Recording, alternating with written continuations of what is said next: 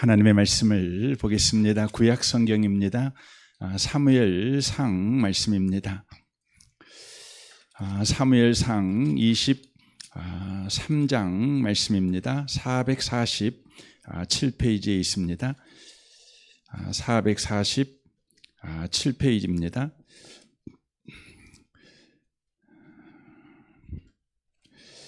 사무엘상 23장입니다. 1절 말씀부터 5절까지 기록된 말씀을 보겠습니다. 사무엘상 23장 1절부터 5절까지의 말씀입니다. 기록된 말씀을 우리 같은 목소리로 읽도록 하겠습니다. 읽겠습니다. 사람들이 다윗에게 전하여 이르되 보소서 블레셋 사람이 그 일날을 쳐서 그 타작마당을 탈취하더이다 하니 이에 다윗이 여호와께 묻자와 이르되 내가 가서 이 블레셋 사람들을 치리이까? 여호와께서 다윗에게 이르시되 가서 블레셋 사람을 치고 그 일날을 구원하라 하시니 다윗의 사람들이 그에게 이르되 보소서 우리가 유다에 있기도 두려웠거든 하물며 그 일나로 가서 블레셋 사람들의 군대를 치는 일이리까 한지라. 다윗이 여호와께 다시 묻자온대 여호와께서 대답하여 이르시되 일어나 그 일날로 내려가라. 내가 블레셋 사람들을 내 손에 넘기리라 하신지라. 다윗과 그의 사람들이 그 일날로 가서 블레셋 사람들과 싸워 그들을 크게 쳐서 죽이고 그들의 가축을 끌어오니라. 다윗이 이와 같이 그 일날 주민을 구원하니라. 아멘. 아멘. 이 밤에 함께 예배하는 모든 분들 가운데 이 말씀의 축복이 함께 하시기를 주님의 이름으로 축원합니다. 23장을 우리가 바르게 이해하려면 이제 사무엘상 16장에서부터 다윗이 구체적으로 등장을 하게 되어집니다. 다윗이 왕의 기름 부음을 받게 되어지지요. 그리고 16장 왕의 기름 부음을 받은 이후부터 다윗은 바로 영웅의 모습으로 등장하고 있는 것을 보게 되어집니다. 악신 들린 사울을 위해 연주할 때 악신이 떠납니다. 그리고 17장에서는 블레셋의 골리앗을 이깁니다. 18장에 와서는 군대장이 됩니다. 오늘날로 말하면 국방부 장관이 됩니다. 아주 어린 나이지요. 어린 나이에 국방부 장관이 되었다고 하는 것입니다. 그리고 이제 또 전쟁에 나가는데 나가는 전쟁마다 다 승리합니다. 그냥 아슬아슬하게 이기는 것이 아니라 압도적으로 승리를 합니다. 백성들이 다 같이 칭송을 합니다. 다윗을 사울보다 높여 칭송합니다. 다윗은 만만이요 사울은 천천이다. 이렇게 바로 다윗을 칭송하게 되어집니다. 그런데 그렇게 잘 나가던 다윗의 삶에 바로 변화가 일어납니다. 바로 위기가 오게 됩니다.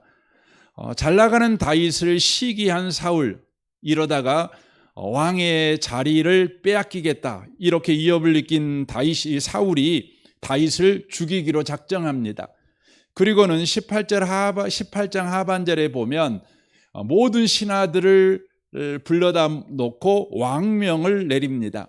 그 왕명이 뭐냐면 다윗을 죽이라 이렇게 공적으로 바로 명령을 내리는 장면이 나오고 있습니다.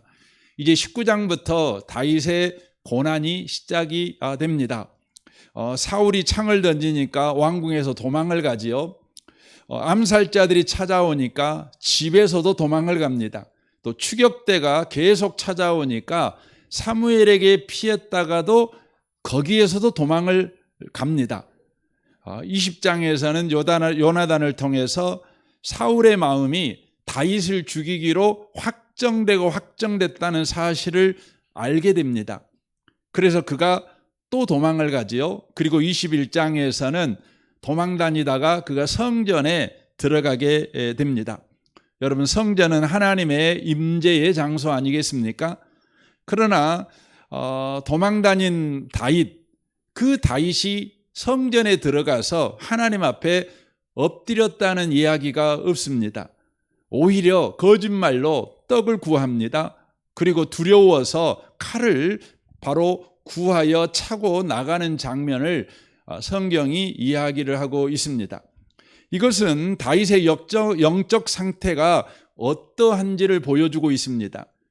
다윗의 영적 상태, 우리가 사무엘상 17장에 골리앗을 잡을 때의 다윗의 모습은 두려움에 붙잡힌 다윗이 아니라 하나님에게 온전히 붙잡혀 있는 다윗의 모습이었지만 19장 이하부터 보시면 다윗은 바로 하나님에게 붙잡힌 자가 아니라 두려움에 붙잡혀 있는 바로 다윗의 모습을 바로 여실하게 보여줍니다. 기도가 완전히 멈춰버린 바로 상태의 다윗을 바로 보게 된다고 하는 것이죠. 하나님께 묻지 않습니다. 하나님께 은혜를 구하거나 하나님의 구원을 구하는 그 모습이 전혀 다윗에게서 나타나지 않습니다. 그리고 결국 다윗은 어떻게 해야 합니까? 도망갑니다. 이스라엘을 떠납니다. 그리고 블레셋 땅으로 들어갑니다. 성경에서 보면 이스라엘을 떠났다, 가나안을 떠났다, 이 표현은 다만 주거를 이동했다, 장소를 이동했다, 이런 의미로 쓰여지지 않습니다. 영적 침체를 상징하는 바로 사건으로 표현되어지고 있는 것을 보게 되어집니다. 그래서 우리가 창세기 13장에 보면 아브라함이 가나안에 기근이 들 때에 가나안을 떠나서 애굽으로 내려갑니다. 하나님은 애굽을 아주 싫어합니다. 왜 애굽을 싫어하냐면 고대 근동에서 수많은 종족들이 있지요, 민족들이 있지요. 그러나 그 모든 수많은 민족들이 모두 다 신을 섬기고 있었어요. 이렇게 신을 섬기죠. 어느 곳은 달신을 섬기고, 어느 때는 바람신을 섬기고, 어떤 데는 천둥신을 섬기고, 다산을 섬기고, 사랑의 신을 섬기고, 하여튼 부족마다 또 민족마다 신들을 다 섬겼습니다. 그런데 애굽은요, 누구를 섬겼냐면 바로를 섬겼습니다. 여러분, 바로는 사람 아닙니까? 그러니까 애굽 땅만은 신을 섬기는데 최고의 신이 누구냐면 사람이었습니다. 사람이 신이었습니다. 그래서 바로를 신으로 숭배했던 바로 도시가 바로 애굽입니다. 여러분, 우상 숭배하는 것도 문제지요. 그러나 사람을 신으로 섬기는 애굽을 하나님은 너무너무 싫어하십니다. 그랬는데 그 애굽으로 아브라함이 내려갔다는 것이죠. 그러니까 아브라함이 얼마나 영적 침체 가운데 있었는지, 곧 가나안의 기근에 대한 두려움에 사로잡혀 있었는지를 바로 보여주는 것이죠. 그러니까 하나님이 약속한 가나안 땅이 중요한 것이 아니라 당장 굶어 죽는 것을 해결하는 것이 더 중요하다는 생각을 그가 가졌기 때문에 가나안을 떠났다는 것이죠. 눕기를 보시면 나오미의 가족도 베들레헴에 기근이 일어나자 먹고 사는 문제를 위해서 베들레헴을 떠나서 모압 땅으로 가는 것을 보게 되어집니다. 아브라함도 가나안 땅 떠나 애굽으로 내려가 가지고 자기 부인을 누이라고 속이지 않습니까?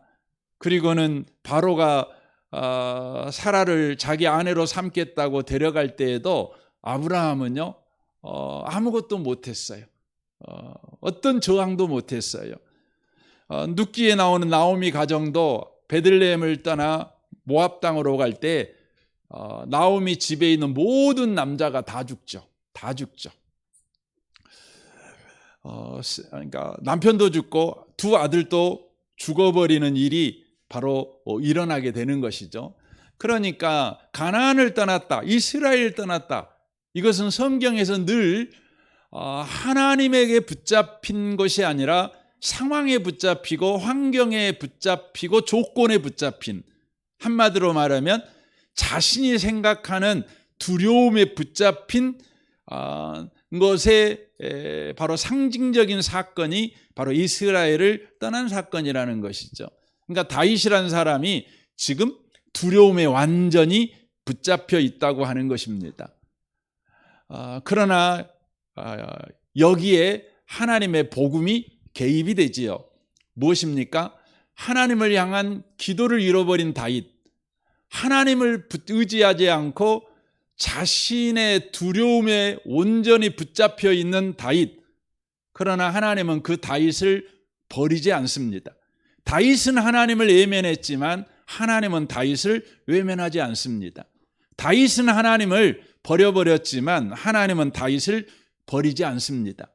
그래서 죽음의 위험 가운데 있는 다윗을 하나님께서 지켜주십니다. 아브라함도 그랬죠. 나오미도 그랬지요. 이것은 저와 여러분에게도 동일하지요. 우리가 죄인 되었을 때, 경건치 않을 때에, 온수되었을 때 하나님께서 아들까지 아끼지 아니하시고 십자가에 내어주시는 대속의 은혜를 통해서 저와 여러분을 버리지 않으십니다. 저와 여러분을 구원하셨다는 것이죠. 이 밤에 오신 복 있는 성도 여러분, 저와 여러분의 삶에 복음이 지금 개입됐다는 걸 놓치지 마시기를 바랍니다. 저와 여러분의 삶에 복음이 항상 일하고 있다는 것을 잊지 마십시오. 우리는 하나님을 늘 잊어먹고 하나님을 늘 버리고 두려움을 붙잡고 살고 염려를 붙잡고 살고 우리 늘 그럽니다. 그러나 하나님은 언제나 저와 여러분을 붙드십니다.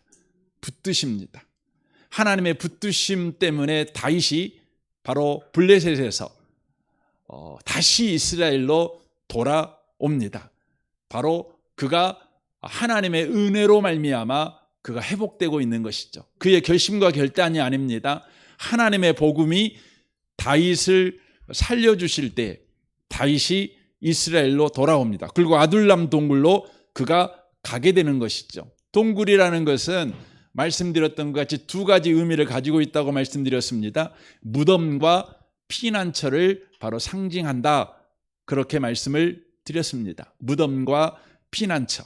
그러니까 다윗이 동굴로 들어가게 된 것은 이건 아주 상징적인 것인데 자신이 끝났다고 느낀 그 자리가 하나님이 자기를 붙드신 자리라는 것을 그가 알게 되었다는 것입니다. 그래서 그는 아둘람 동굴에 들어가서 뭐 하는 겁니까? 그 하나님을 찬양하는 것이죠. 그 하나님만을 바라보는 것이죠. 내가 끝난 자리가 끝난 것이 아니라 하나님이 나를 붙드신 자리라는 것을 그가 고백하고 있는 것이죠. 여러분, 여러분의 인생에 아둘람의 찬양이 회복되시기를 바랍니다. 여러분이 끝났다고 할 때 여러분이 끝난 게 아닙니다. 하나님이 붙들어 주시는 은혜가 있었다는 것이죠. 그리고 이제 23장 오늘 본문이 우리가 읽었던 본문입니다. 1절을 보시면 사람들이 다윗에게 전하여 이르되 보소서 블레셋 사람이 그일라를 쳐서 그 타작 마당을 탈취하더이다 이렇게 말합니다. 블레셋 사람들이 이스라엘 그일라에 쳐들어왔습니다. 그일라는 요단강 중심으로 해서 요단강 그 건너편에 있는 지역입니다. 근데 그 지역에 블레셋 사람들이 쳐들어갔어요. 그러니까 요단강 유역이니까 농사를 지을 수 있는 땅 아니겠습니까? 근데 쳐들어오는데 언제 쳐들어왔냐면 타작 마당, 그러니까 추수할 때 쳐들어온 것입니다. 봄에 씨를 뿌리고 여름에 그 더위에 땀 흘려서 또 애써서 곡식을 이렇게 길러가지고 가을에 추수의 기쁨을 누리고 있을 때, 그 추수를 한 것을 가지고 겨울을 날 준비를 하고 있을 때 바로 블레셋 사람들이 바로 그릴라를 쳐들어온 것입니다. 그래서 추수한 걸 약탈해 가버리는 것이죠. 그럼 여러분 어떻게 됩니까? 뭘 먹고 살 것입니까? 죽는 거 아니겠습니까? 그릴라 사람들이 다 망하게 되어버린 것입니다. 이 소식을 바로 다윗이 듣게 되었습니다. 그때 다윗이 어떻게 해야 합니까? 2절입니다. 이에 다윗이 여호와께 묻자와 이르되 라고 되어 있습니다. 다윗이 여호와께 묻습니다. 이 얼마나 큰 변화인지 여러분과 제가 이것을 이야기하려고 앞에서부터 쭉 이야기를 해왔습니다. 다윗은 골리앗을 잡은 이후에 하나님 앞에 기도했다는 이야기가 없어요, 성경에. 그런데 23장에 들어와서 다윗이 하나님 앞에 기도합니다. 문제를 해결하기 위해서 동문소주하고 있었던 다윗, 인간 방법이 전부인 것처럼 그렇게 애썼던 다윗, 하나님의 은혜로 그가 이스라엘의 영웅이 되었고 국방부 장관의 자리에 올랐고 수없이 많은 전쟁에서 압도적인 승리를 그가 경험했어요. 다 하나님의 은혜죠. 그러나 그는 그것이 하나님의 은혜라는 것을 계속되는 은혜의 환경, 계속되는 은혜의 사건을 통해서 잊어먹어 버렸어요. 그래서 자신은 당연히 승리하는 사람, 자신은 당연히 영웅같이 인정을 받는 사람으로 자신의 삶을 당연시했어요. 하나님의 은혜가 매일매일 공급돼서 매 사건에 공급되어서 그런 은혜를 누리고 있다는 것을 놓쳐버린 것이죠. 여러분, 이거 얼마나 위험합니까? 여러분과 제가 은혜를 매일매일 받고 살잖아요. 그럼 그거 당연하게 생각합니다. 심장이 매일매일 규칙적으로 잘 뛰어요. 그러면 심장 뛰는 것은요, 그건 원래 자연 법칙이라고 생각을 해요. 그렇지 않습니다. 하나님의 은혜입니다. 은혜입니다. 아파봐야 여러분과 제가 이제 은혜인 줄 알지요. 아파봐야 비로소 기도합니다. 하나님 심장 좀 어떻게 좀 제대로 정상적으로 뛰게 도와주세요. 그때서 비로소 그럽니다.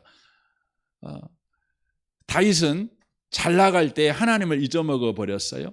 그러나 그가 지금 뭐 하고 있습니까? 여호와께 묻고 있다고 하는 것입니다. 왜 그가 묻는 자가 되었습니까? 바로 그가 광야에 서 있었기 때문에 그런 것입니다. 사울왕에게 쫓겨 그가 있을 수 있는 곳이 없었습니다. 그는 도망다니고 급기야는 이스라엘을 떠나 블레셋까지 간 것이죠. 그는 광야에 서 있었습니다. 광야에 서 있었기 때문에 그는 하나님 앞에 묻는 삶이 회복될 수 있었습니다. 여러분, 광야가 어떤 곳입니까? 광야는요, 아무 대책이 없는 겁니다. 아무 답이 없는 것입니다. 그러니까 광야는 스스로 살려낼 수 있는 것이 없는 곳입니다. 그러니까 광야는 오직 하늘만 쳐다봐야만 되는 곳입니다. 물이 많이 와서 농사를 지을 수 있는 것도 아니고, 비가 많이 와가지고 과일 나무가 도처에 이렇게 자라고 있는 땅도 아닙니다. 풀 한 폭이 시원하게 자라지 못하는 땅이 바로 광야입니다. 저는 이제 광야를 여러 번 가봤어요. 가봤는데 실제 이제 광야에서 내려가지고 한 30분도 걸어보고 이렇게 해봤습니다.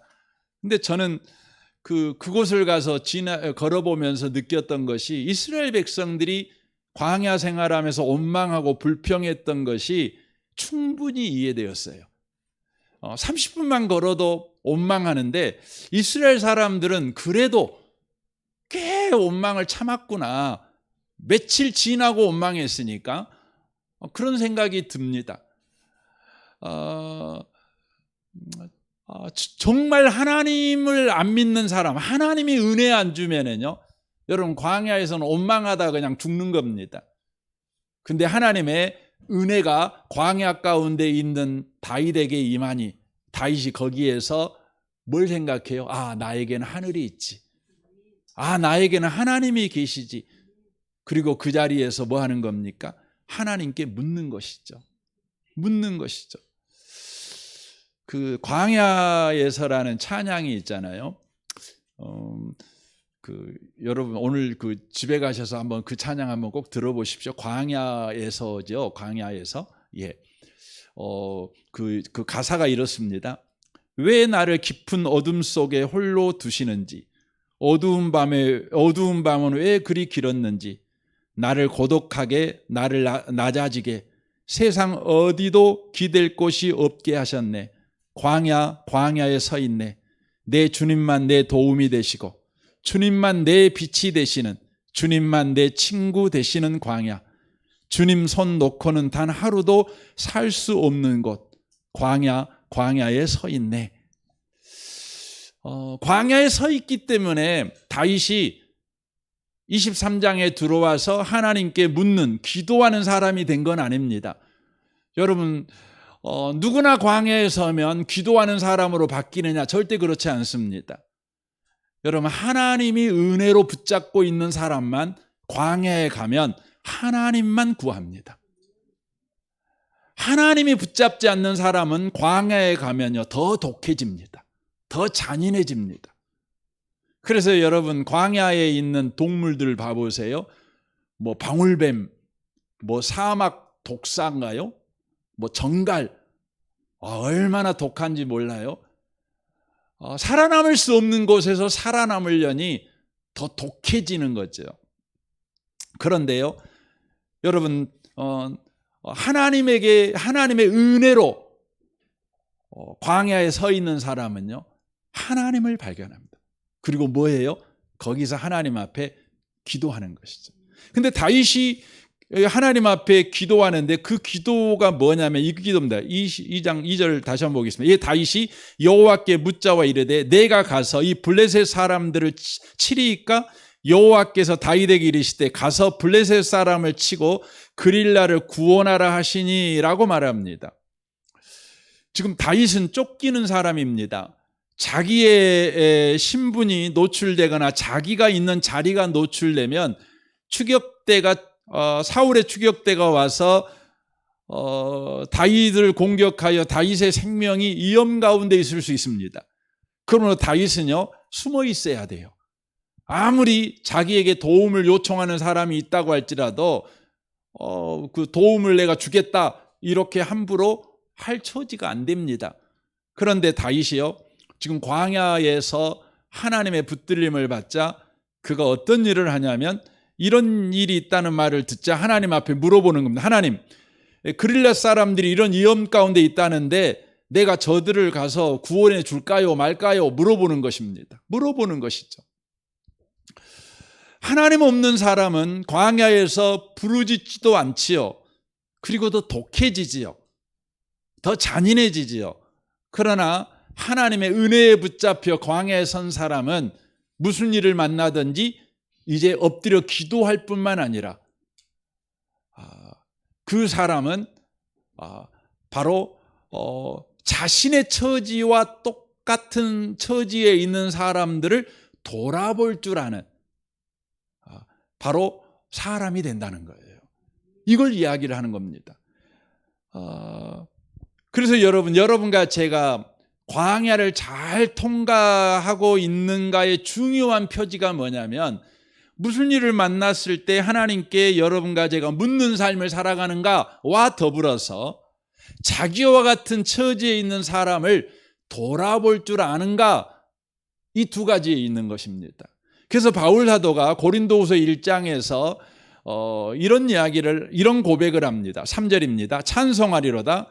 그는 우리 주 예수 그리스도의 하나님이시며 자비의 아버지시요 모든 위로의 하나님이시며 우리의 모든 환난 중에서 우리를 위로하사 우리로 하여금 하나님께 받은 위로로서 모든 환난 중에 있는 자들을 능히 위로하게 하시는 이시로다라고 고백합니다. 그러니까 이 바울이 환난 중에 있어요. 광야 가운데 있죠.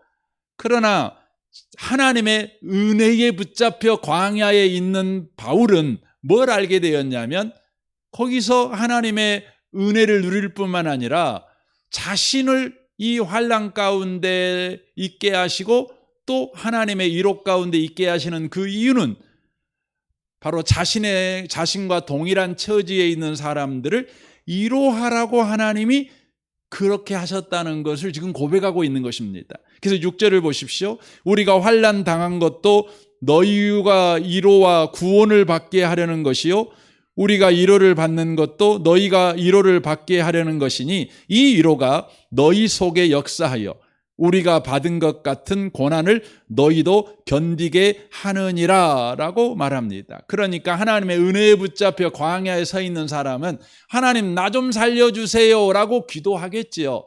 그러나 나만 살려주세요 라고 기도하지 않고 주님 저도 살려주지만 나를 통해서 또 누군가도 살려주십시오. 이렇게 바로 기도하는 사람으로 자라게 된다는 것을 오늘 성경이 이야기를 하고 있는 것입니다. 이로 인하여서 다윗에게 이 광야 같은 현실을 허락한 중요한 목적이 뭐냐면 다윗은 이미 왕으로 기름 부음을 받은 왕이잖아요. 근데 왜 왕으로 기름 부음 받은 다윗에게 왜 이런 어려움을 줍니까? 그것은 왕다운 왕이 되라고. 왕다운 왕은 어떤 왕이에요? 자신의 어려움만을 해결하는 왕이 아니라 바로 백성의 어려움도 돌아볼 줄 아는 왕이에요. 본인도 코가 석자예요. 본인도 힘들어요. 그러나 백성의 아픔을 끌어안을 줄 아는 바로 그런 자로 하나님이 세우시기 위해서 다윗을 바로 고난 가운데 광야 가운데 있게 하셨다는 것을 이 성경이 이 사건을 통해서 우리에게 이야기하고 있는 것입니다. 3절을 보겠습니다. 다윗의 사람들이 그에게 이르되 보소서 우리가 유다에 있기도 두렵거든 하물며 그일라로 가서 블레셋 사람들의 군대를 치는 일이니까 한지라라고 되어 있습니다. 아둘람 동굴에 함께 있었던 사람들이 반대하는 것이죠. 우리 코가 석자인데 남을 도와줄 수 없다는 것이죠. 이들의 말은 정말 합리적이고 정당합니다. 이제 다윗의 이 400명의 사람들이 이제 나중에 하면 600명이 되거든요. 이 사람들이 그릴라까지 이동을 해야 돼요. 아둘람에서 그릴라까지 가려면 그 상당히 이동을 많이 해야 됩니다. 그럼 이동하는데 400명이나 되는 사람이 이렇게 이동을 여러분 하게 되어지면 여러분 그 사울의 정보망에 걸릴 수밖에 없는 거죠. 그러면 우리가 큰 위험에 빠질 수 있기 때문에 우리가 도와줄 수는 없습니다. 이렇게 반대를 하는 것이죠. 그때 다윗이 어떻게 합니까? 이제 저 같으면 아마 이럴 것 같아요. 그들의 말을 따라 그러겠다 하고 동의해 주든지 아니면 밀어붙이든지 아마 둘 중에 하나겠지요. 그러나 다윗은 3의 길을 걷습니다. 제3의 길을 걸어갑니다. 제3의 길이 어떤 겁니까? 4절입니다. 다윗이 여호와께 다시 묻자오되 여호와께서 대답하여 이르시되 일어나 그릴라로 내려가라. 내가 블레셋 사람들을 내 손에 넘기리라 하신지라 라고 말합니다. 다윗은 다른 길을 걸어갑니다. 또 하나님께 물어봅니다. 하나님께 또 물어봅니다. 이게 왕다움입니다. 이게 하나님의 기름 부음을 받은 자의 다움이라고 말씀을 드릴 수 있는 거죠. 하나님께 물어보는 것이죠. 왜냐하면 자신이 왕이 아니거든요. 자신은 왕의 역할을 맡은 그러니까 임곤이죠. 하나님이 왕이시죠. 그러므로 하나님에게 붙어있는 그런 지체지요.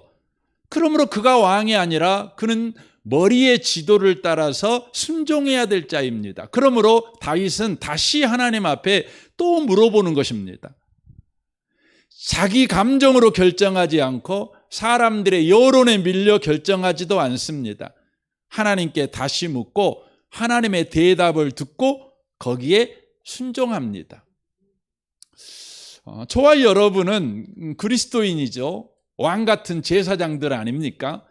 우리는 머리에 기름을 받아 왕의 역할을 해야 되는 사람들입니다. 어떻게 왕의 역할을 하는 것입니까? 바로 왕 중의 왕이신 주님에게 묻고 주님의 대답을 듣고 우리는 거기에 순종해 가는 것이죠. 그것이 왕다운 바로 왕이라고 하는 것이죠. 우리는 무슨 일을 있을 때 기도할게요, 기도해 볼게요, 이런 말을 많이 하지요. 이런 말을 많이 합니다. 그러나 실제 기도하는 사람은 정말 적습니다. 실제 하나님 앞에 이렇게 물어보는 사람은 되게 적습니다. 그러니까 우리가 기도를 하더라도 하나님 앞에 내가 요구사항을 말하는 기도는 많이 하지만 하나님 앞에 물어보는 기도는 사실 많이 안 합니다. 그러니까 여러분, 우리 기독교인들 가운데 뭔 일 하다가 기도해 볼게요 이런 말 하면은요, 이거 저 양반이 안 하려고 기도해 본다는 것으로 지금 퉁치고 있구나, 우리는 그렇게 관용어로 이해를 합니다. 기독교인들이 기도해 볼게요 그러면 그걸 우리는 관용어적으로 안 한다는 소리구나, 이렇게 이해를 하는 상황이 돼 버렸어요. 저는 우리 교회 성도님들은요, 기도해 볼게요 그럼 진짜 기도했으면 좋겠습니다. 아멘이시죠? 아멘 좀 하십시오. 인상 쓰지 마시고, 예. 그리고 진짜 물어보십시오. 하나님 앞에. 물어보세요, 하나님 앞에. 그리고 또 어떻게 해야 돼요? 물어봤으면 대답을 들어야지요. 그러니까 물어보는 기도를 하는 성도도 많지 않지만 하나님께 대답을 듣는 데까지 나아가는 기도하는 사람은 더 없습니다. 저는 여러분을 축복합니다. 하나님께 묻는 기도하시고 꼭 듣는 기도까지 해가시는 여러분이 꼭 되셨으면 좋겠습니다. 그러면 여러분이 저한테 질문할 수 있죠. 묻는 거야 여러분이 물어보면 되는 건데 그럼 듣는다는 것은 뭡니까? 이렇게 여러분이 저한테 물어볼 수 있겠죠. 다윗처럼 하나님께서 너 가지 마, 이렇게 음성을 들려주시는 걸 들어야 하나님으로부터 듣는 것입니까? 이렇게 여러분이 질문하실 수 있겠지요. 여러분이 이해하셔야 되는 것은 다윗이 이렇게 하나님의 음성을 직접 들어야 될 필요성이 있었던 이유는 바로 이 성경 말씀이 바로 완성이 안 됐기 때문에 그렇습니다. 계시의 말씀이 완성되지 않았을 때에는 하나님이 직접 말씀하셨습니다. 그래서 신약이 완성되기 전에도 여러분 바울 같은 사람에게도 주님이 직접 말씀하셨죠. 그러나 신구약 성경이 이렇게 완성된 이유, 곧 하나님의 계시가 완성됐어요. 하나님의 계시가 완성됐다는 말은 하나님의 말씀은 충분하다는 거예요.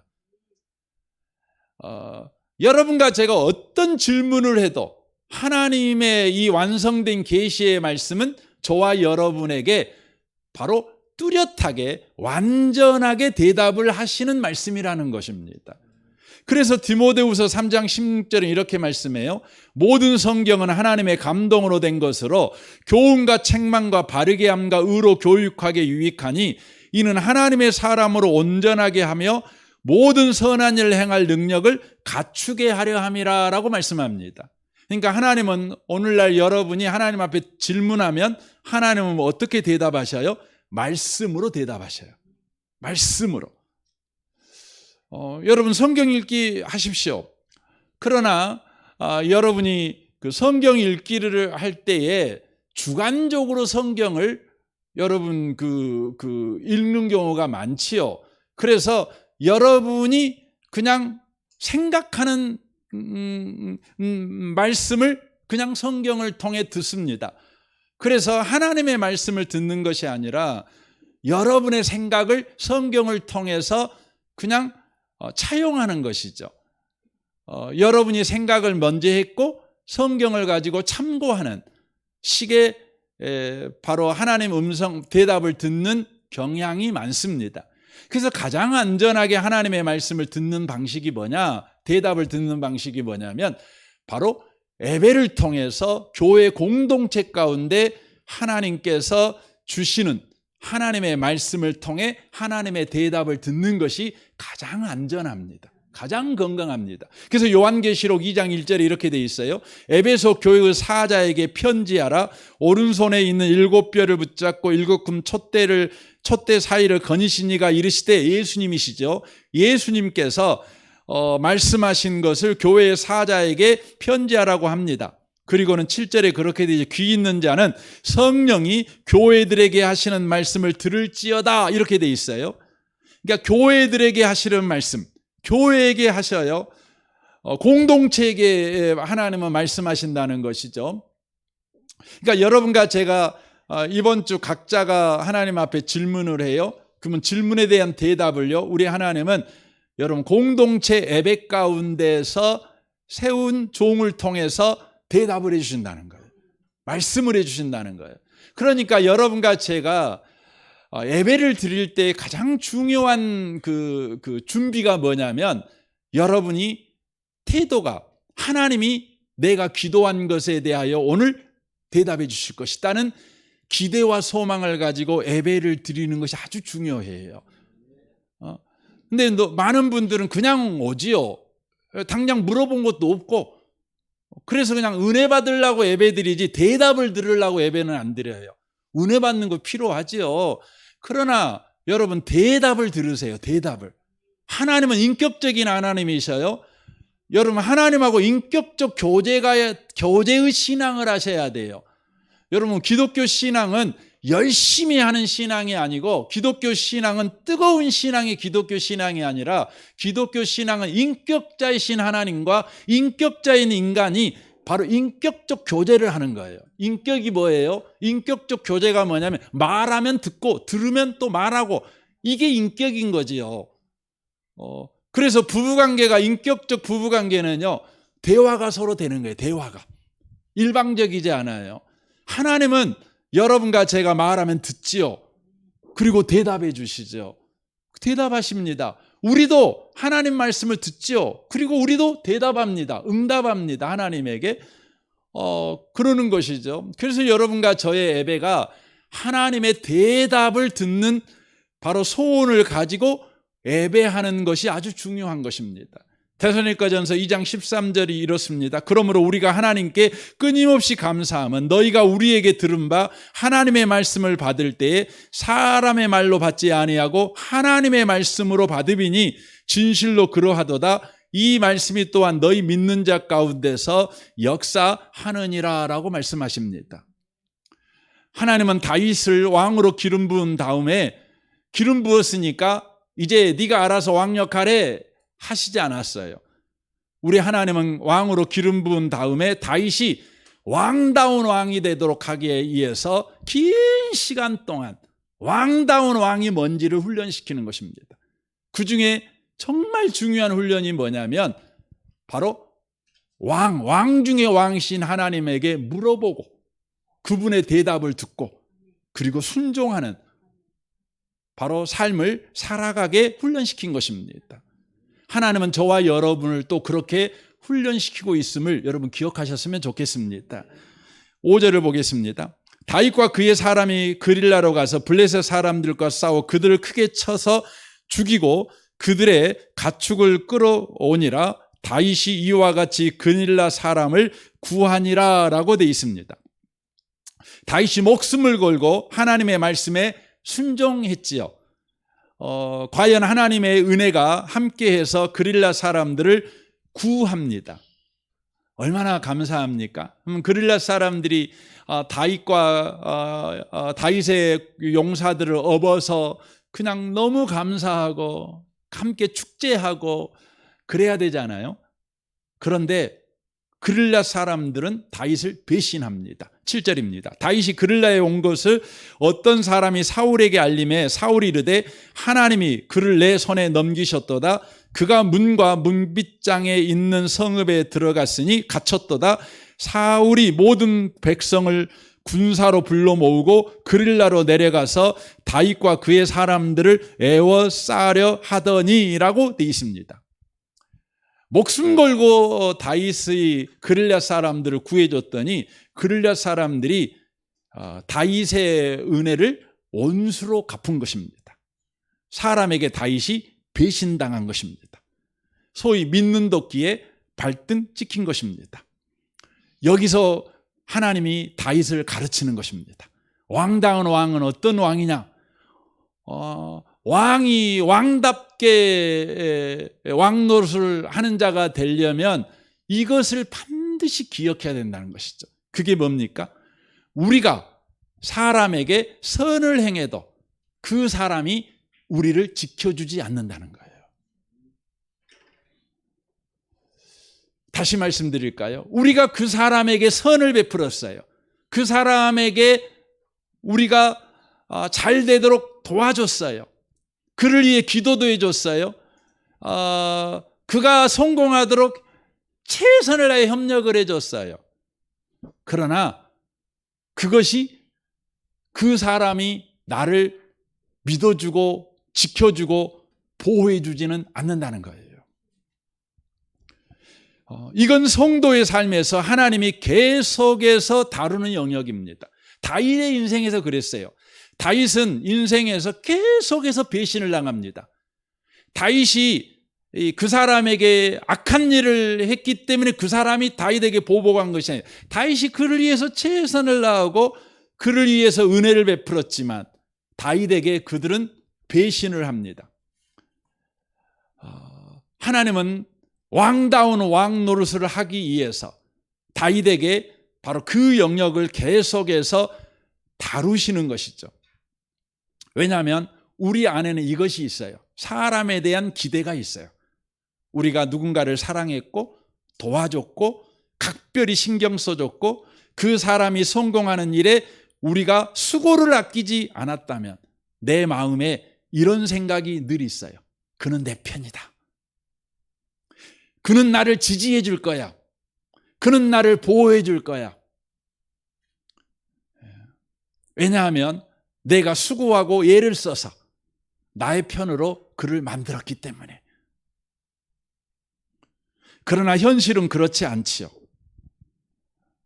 우리가 수고하여 만든 내 편은요, 내 편이 아니에요. 내 수고로 만든 내 편은 진정한 내 편이 아니에요. 내 헌신과 수고와 애씀으로 내 편을 만든 내 자식도요, 여러분 내 편이 아니에요.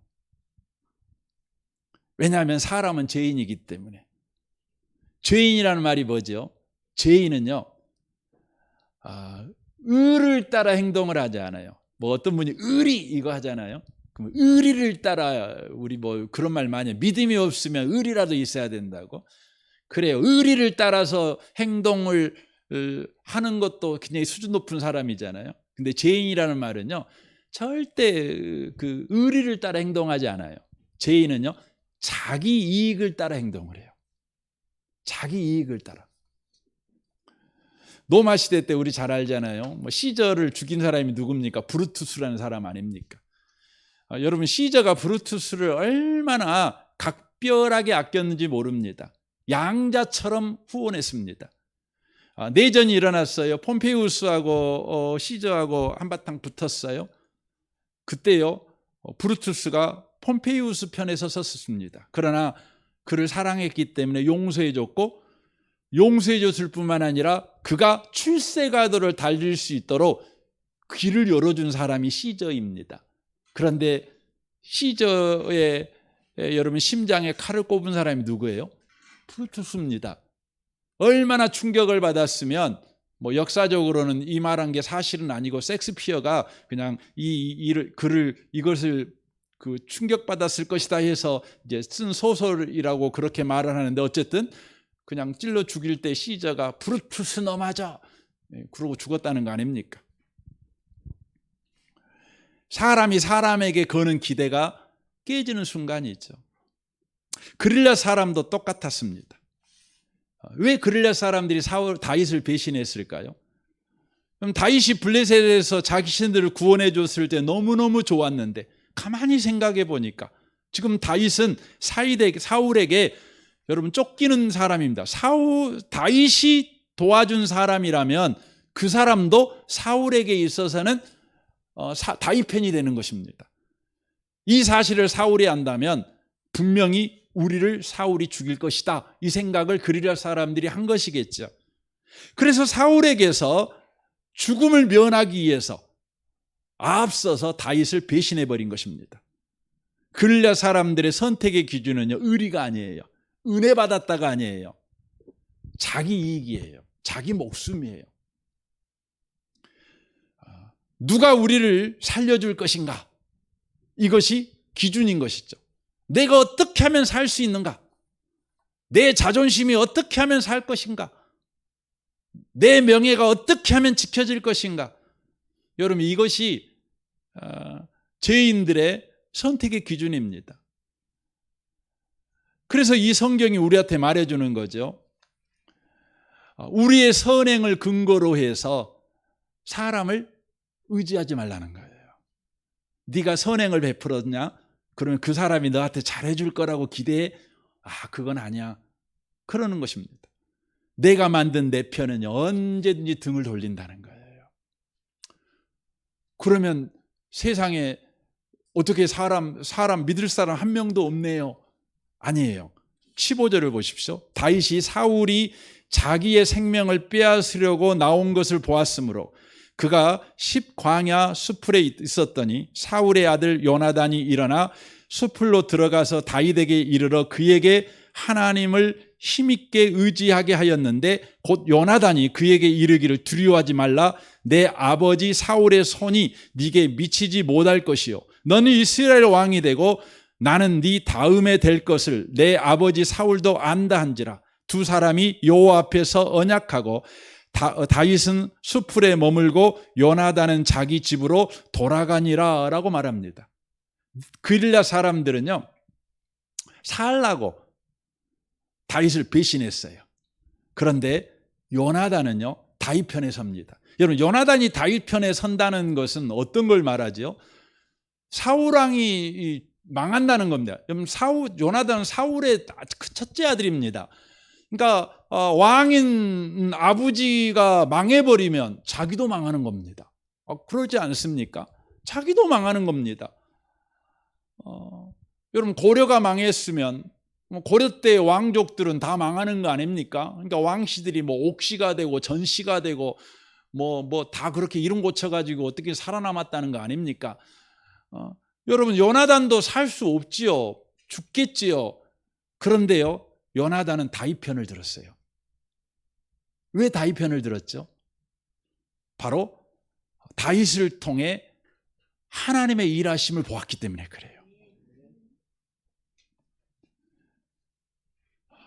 그릴랴 사람들은 자기 살 길을 위해서 다윗을 버렸지만 요나단은요, 하나님이 함께하는 다윗을 보았어요.